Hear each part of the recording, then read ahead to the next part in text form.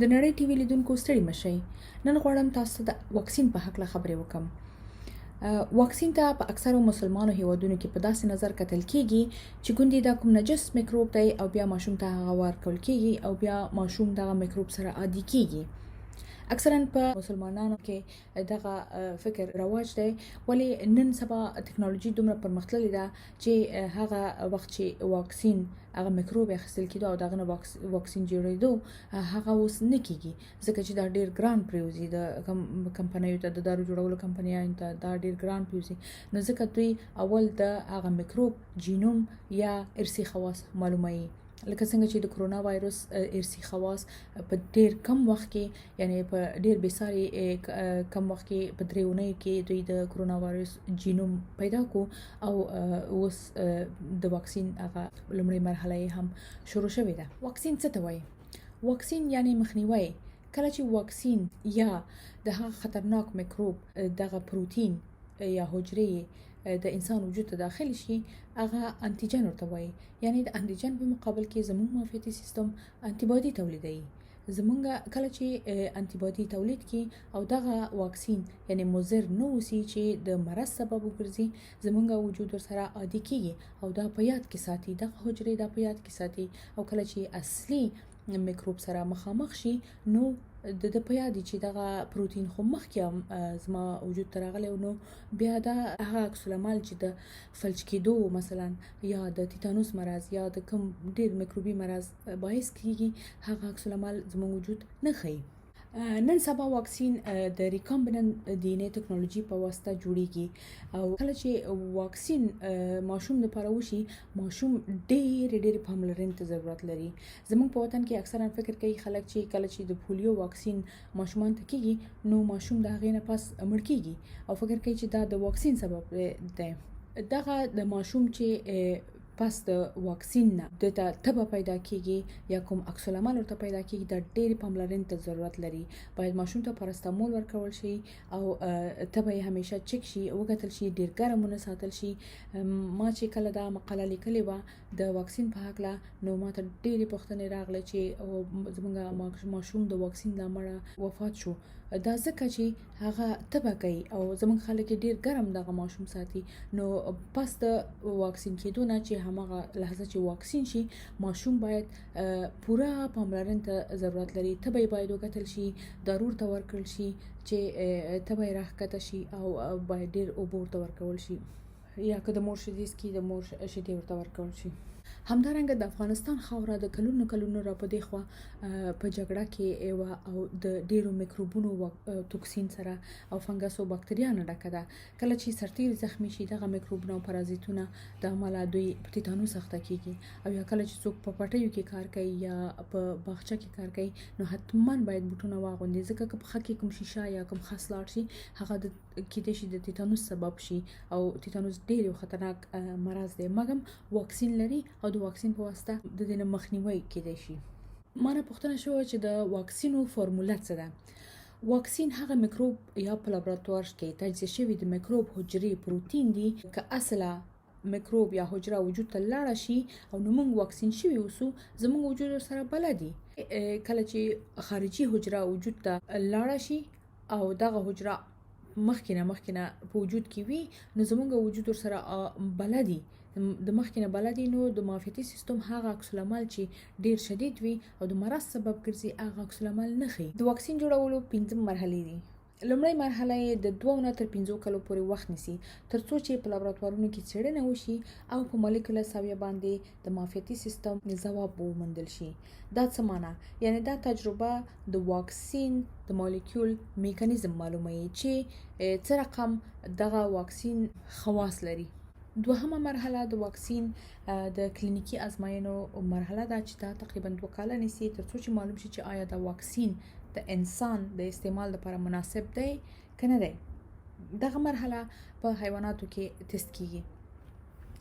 دریمه مرحله کله چې واکسین کلینیکی مرحله ته ورسیږي، نو دا کلینیکی مرحله په خپل بیا په 3 مرحلو ویشل شوې دي. لومړی مرحله د ازموینو مرحله ده چې د کلینیکی ازمایښتونو د پایل مرحله ده، یعنی د کې دا معلوموي چې آیا دغه واکسین د انسان د استعمال لپاره خوندي دی که نه دی. په دې کې تقریبا در 100 تر 500 کسانو پورې برخه اخلي او دا په تست کیږي. دوهمه مرحله د واکسین د کلینیکي ازمایښتونو مرحله، په دې کې د انسان د معافیتي سیستم عکس العمل معلومیږي او دغه مرحله کې تقریبا د 100 نه زیات کسان برخه اخلي. دریمه مرحله په دریمه مرحله کې دا معلومیږي چې آیا دغه واکسین معافیت ورکولای شي او که نه. نو په دې مرحله کې تقریبا د 100 کسانو څخه ډیر برخه اخلي په دغه تست کې، یعنی چې معلوم کی چې آیا معافیت ورکولای شي یا نه.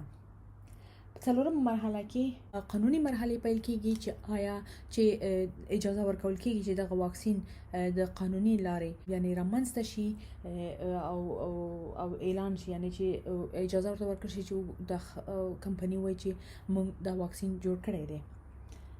پنځمه مرحله بیا د واکسین د تولید برخه ده چې په دې برخه کې واکسین تولیدېږي او بازار ته عرضه کیږي او دا په ډیر یو خوندي او مخصوصو برخو کې جوړیږي.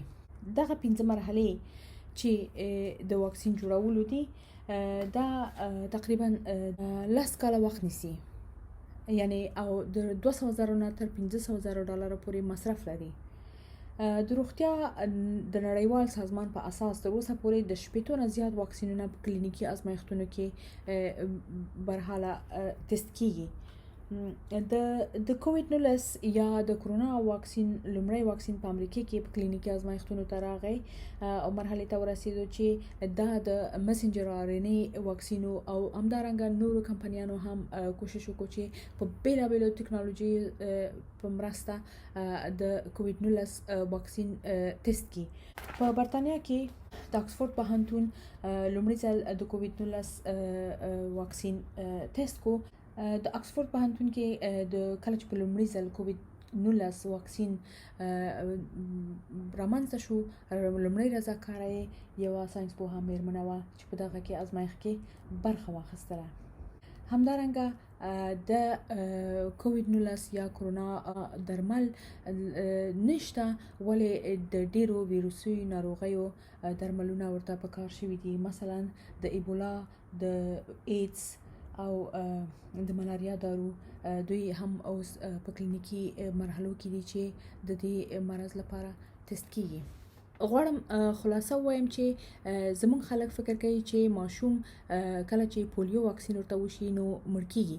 نه، ماشوم د واکسین نه مړ کیږي، ماشوم د واکسین نه پاس د بیغورۍ نه مړ کیږي، ځکه ماشوم تبه کوي او تبه یې باید همیشه کنټرول شي او دارو ورته ورکړل شي ترڅو تبه راټیټه شي. دوهم خلاصه مې دا ویلي چې واکسین چې زموږ خلک فکر کوي چې یو میکروب دی او په لابراتوار کې تجزیه شوی دی او د دوا په شکل ورکول کیږي، نن سبا دا ډیر ګران کار دی او دا د ډي ان اي ریکامبیننت ټکنالوژي په واسطه دغه واکسین جینوم جوړیږي او وروسته بیا د واکسین په حیث تولیدیږي، یعنی د هغه میکروب هغه ارثي ساختمان یا سټرکچر ساينس پوهانو تیار لوستی دی، معلوم کړی دی چې په دې کې څومره پروتینونه دي، هغه دوی په لابراتوار کې جوړولای شي او بیا دوی د واکسین په شکل وړاندې کوي. خلاصه چې د واکسین جوړولو 5 مرحلې دي چې تقریبا 10 کاله وخت نیسي. لومړی مرحله د لابراتواري څېړنو مرحله ده، دومه مرحله د کلینیکي ازمایښتونو مرحله ده چې په حیواناتو ده، او دریمه مرحله د کلینیکي ازمایښتونو مرحله چې په انسانانو ده. دغه په خپل په 3 مرحلو یې ویشل شوې ده چې په لومړی مرحله کې واکسین د لپاره تست کیږي چې آیا دا واکسین انسانانو لپاره مناسب دی کنه دی. دوهمه مرحله ده چې د انسان د معافیتي سیستم عکس العمل معلوموي، او دریمه مرحله ده چې دا واکسین دغه مرض لپاره معافیت ورکوي که نه ورکوي. په 4مه مرحله کې قانوني مرحله ده او 5مه مرحله د واکسین د تولید برخه ده چې باید مانوفیکچرینګ ته واکسین لاړ شي. دا د واکسین جوړولو یو عمومي پروسیجرو، یعنی دا د کرونا واکسین کوم دغه نو دا یو د واکسین جوړولو عمومي پروسیجرو چې ما د WHO د ویب سایټ نه اخیسته ده. مننه.